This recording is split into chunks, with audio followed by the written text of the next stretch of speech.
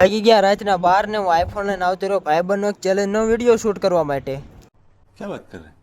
કેમ છો મિત્રો બધાને જય દ્વારકાધીશ અને જય માં શક્તિ। આજે આપણે આવી ગયા હતા રાજકોટના રેલવે જંકશન ઉપર, જ્યાં આપણે કરવાનો હતો મારા મિત્રનું રાત્રિ રોકાણનો ચેલેન્જનો વિડીયો શૂટ। ચેલેન્જનો વિડીયો તો મારા ભાઈબંધને શૂટ કરવાનો હતો। લાગે છે આજ મારે તે રાત્રિ રોકાણ થઈ જાય। ગુજરાતમાં આવી ગઈ હતી ડીઝલની તંગીને, આ તંગીને દૂર કરવા માટે રાજકોટમાં આવી ગઈ હતી ડીઝલના ટાંકા ભરેલી ટ્રેન। આ ટ્રેન જશે સીધી જામનગર। એટલે આ બધું સાઈડમાં રાખો, આપણે આ હતા ભાઈબંધનો ચેલેન્જનો વિડીયો શૂટ કરવા માટે। ભાઈબંધને કરી દીધું એનું કામ ચાલુ।